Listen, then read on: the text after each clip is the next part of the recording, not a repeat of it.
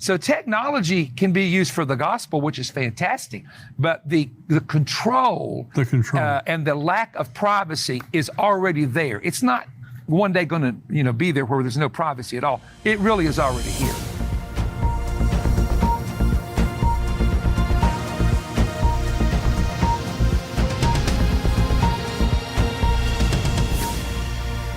To watch the full interview with Perry Stone, go to endtimes.com, become a subscriber, $7 a month, $77 a year. You get all of our articles, all of our videos, all week long.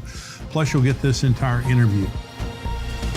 Welcome to the Tipping Point Show. I'm Jimmy Evans. I'm so glad that you've joined me today. Now, I have been teaching from my book, Look Up, and I'm going to resume that teaching next week. But I have a very special guest with me today. We're going to talk about a book that he's written. Perry Stone is an internationally known evangelist and Bible teacher. He's a best-selling author with over 100 books and booklets in print in many different languages. His television program, Manifest, is seen weekly by millions of people all around the world. Perry is a Bible scholar and an end times expert. He's here with me today to talk about his new book, America's Apocalyptic Reset. And the subtitle is Unmasking the Radicals' Blueprints to Silence Christians, Patriots, and Conservatives. What a book. Perry, thank you so much for joining me today. Jimmy, it's great to have you. And as you know, we have a yearly prophetic summit. And when people found out Jimmy Evans was coming to Tennessee, they went crazy. You have a fan base, brother. And I want you to know we're excited to, of course, we're on one of the major networks together during their fundraising and so on. And I just want to say it's a great honor. And I've known you for quite some time and preached at your church years ago in the winter months. And I'm so glad to do that. So thank you for having me. Well, our people love you. We have that in the round sanctuary there. Yes. And they absolutely love you. Well, I've listened to you for I don't know how many years, at least 20 years. And you're a scholar, you are a true scholar, and you have a fascination with the end times and not just the end times, but the things that are happening in the world, but from obviously a prophetic perspective. Right. And you've written this book, America's Apocalyptic Reset. And I love the book. And I want to talk about this because, Perry, there's so much anxiety today, even among Christians, even those of us who love Jesus. You see the things that are happening in the world today. Now we have these riots that took place in Chicago and Los Angeles, and the teachers getting fired for saying "Good morning, girls" and all that kind of stuff. Yeah. And, the transsexual things. And so there has been in the last probably 5 years, maybe 10 years, but really just in the last few years. And now we see AI this year. We have AI introduced, which is causing a major disruption. And so tell me why you wrote the book. What's on your mind as it relates to America's Apocalyptic Reset? It's really interesting because I have been in ministry now for going on 47 years. Wow. And I'm not an old man yet, but I'm mature. I'm going to claim that too. There you go. We're mature. We're just maturing. I will say this, that a man just a moment ago was walking our property. He's not related to me, but his last name is Stone. He's related to Jensen Franklin. And he said, "Perry, you've been preaching this for 40 years. I've known you that long." He said, "It's really happening. Perry. Yeah. It's really happening." I want the people that watch you and I together to realize this. You've been sounding the trumpet. I have as well for many years. Yeah. There comes a time when everything that we've talked about, whether it be the positive things of the last day outpouring, the positive of the gospel going around the world, the positive of God's power being released in the earth, and the knowledge of prophecy filling the earth, those are the positive things. But these negative things that we talk about, keying in especially on that Revelation chapter 13, which is a global religion under a false prophet, a global kingdom with 10 major nations and their leaders under we call it a beast system. The Bible identifies it with the imagery of a beast, which in Greek in the Revelation means wild beast. It's a specific word for a dangerous wild animal. And we know that your people and my people both know the prophetic symbolism connected with that in Daniel and Revelation. There comes a time that it has to begin happening. And when Jesus would tell his followers, you believe in God, believe also in me. Do not be afraid. and you see the fear nots in the Bible, and you see the Lord telling people what's going to happen, but at the same time telling the people of God to not be afraid, what we have to do is we have to be alerted to the times. This is the spirit of the sons of Issachar. Yeah. In the Old Testament, this tribe is said to have known the times and the seasons that were connected to Israel and what should be going on and what should be happening. Every believer needs to ask God to give them that same anointing that the sons of Issachar had, to be able to say, we do not want the seasons and the times to scare us, but to prepare us. That's right. And I've always said prophecy is never, for a believer, about being scared. It's only about being prepared. That's exactly right. Staying ready for the return of the Lord at any moment. Even preparing for like the natural disasters. We know they're coming. That's right. So what do? People who are prepared are less apt to be afraid when they see the events take place because they've already prepared for it. And I'm reminded about Noah, where it says that Noah, being warned of God, was moved by fear to prepare an ark for the saving of his house. And I said, no, God, it's a contradiction. You've told us not to be afraid. He said, no, he was moved by the fear of the Lord. Wow. And he knew what was coming. So the fear that moves us is our fear of the Lord, that the wrath of God is real. Right. The tribulation judgment is real.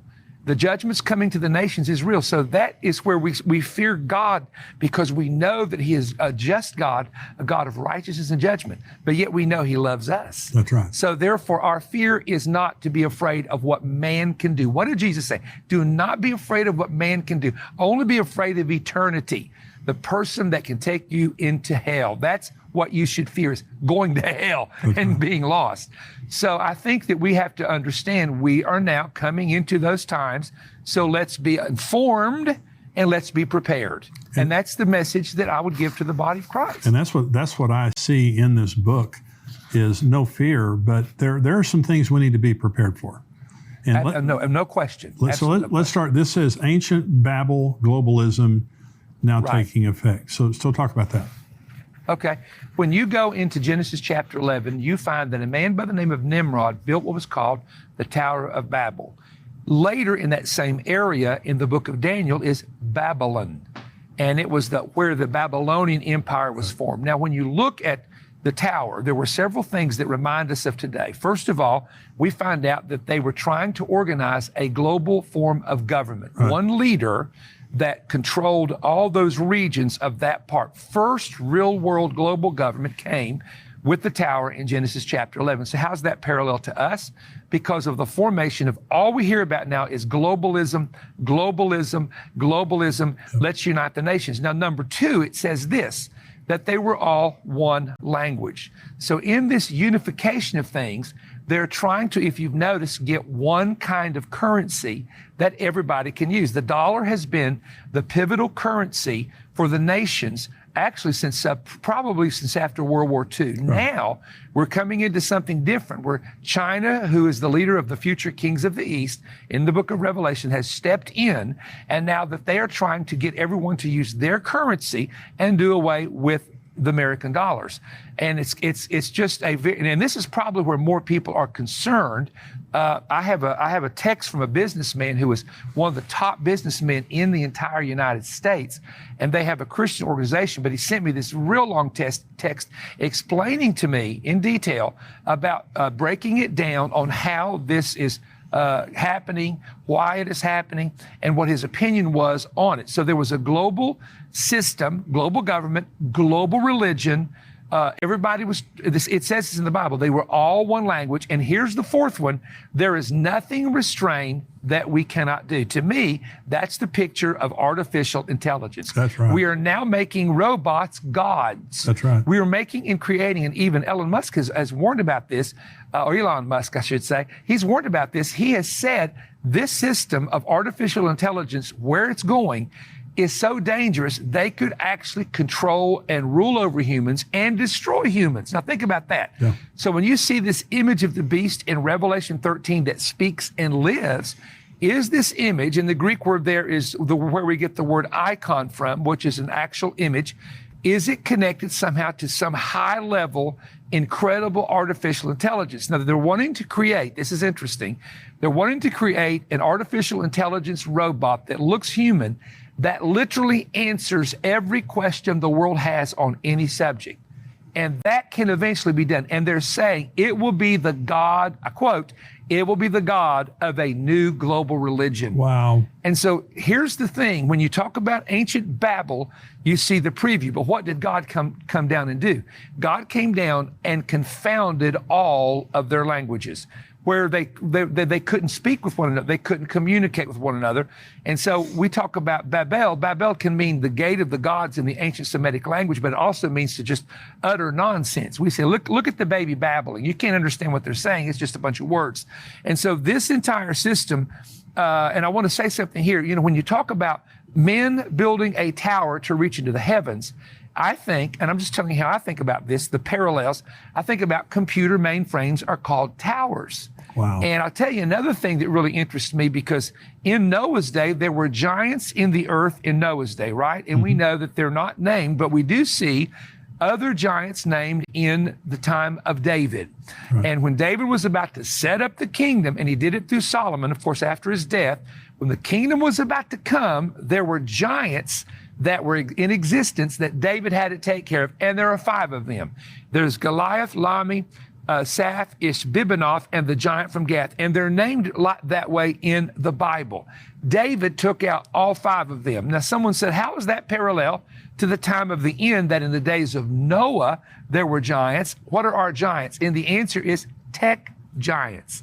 The tech giants that we have are literally intimidating the world, controlling the world, controlling thinking. They're changing the thinking of an entire generation. Yeah. And without naming them, there are 5 of them. Wow. That is absolutely. Just like in David's day, before the kingdom was established in Israel.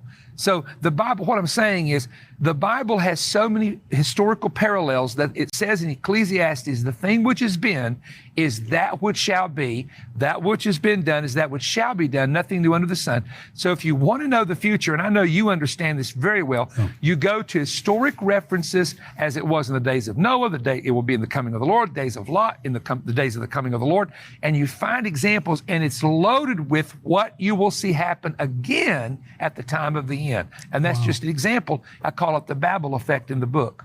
Well, in Genesis 11 that you're referring to, when God came down, it said, because they have one language and they're of one mind, nothing will be impossible for them. That's it. Nothing restrained. Yeah. So they can't do. Yeah, that's what's happening. But look at see it now. Look at the 5 tech giants that you're talking about. They're controlling the world. Totally controlling the world. You can't even go on a computer to get information till you use one of them to find out where you're going. That's right. And it's total control. It is control. In the United States of America, we have antitrust laws. But as it relates to those tech giants, they stand apart from the laws. You would never, 30, 40 years ago, allow a company to become that dominant in one space. But we do. Well, I asked a guy who's very familiar, and I definitely would not name this fellow, he could lose his job, that works on the inside. I said, why is it that these giants get by with so much? And we know there was influence in elections, and we're not going to get into that, but there's so many things that they can control. And he said, one of the main ones that was invented and released was invented for the purpose of allowing the government to track information. Wow. And he said, that's all I'm going to tell you. So in other words, they're not going to take away a system that people trust, that gives all their information, that they can go into and collect that, just like they do, they do it with commercials. And if you ever notice, and you can test this at home, and I have never met the man. I have been invited to meet the man that does this. But there was a man that has a business that it's big as a football field with nothing but computers. And what he does is, if you say, man, I'm so hungry for a hamburger, all of a sudden, if you go to your computer, you'll see maybe a McDonald's or a Burger King ad come up. And that's why you get ads after you said something in your car, or you said something where your computer's present, and it actually exists. It's not a story, it's actually real.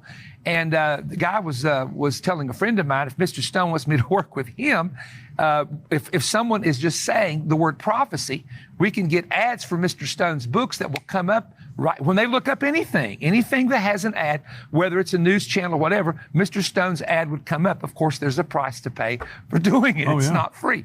And that's where we're at. I mean, so technology can be used for the gospel, which is fantastic, but the control, and the lack of privacy is already there. It's not one day going to be there where there's no privacy at all. It really is already here. To watch the full interview with Perry Stone, go to endtimes.com, become a subscriber, $7 a month, $77 a year. You get all of our articles, all of our videos all week long. Plus, you'll get this entire interview. endtimes.com, $7 a month. God bless you.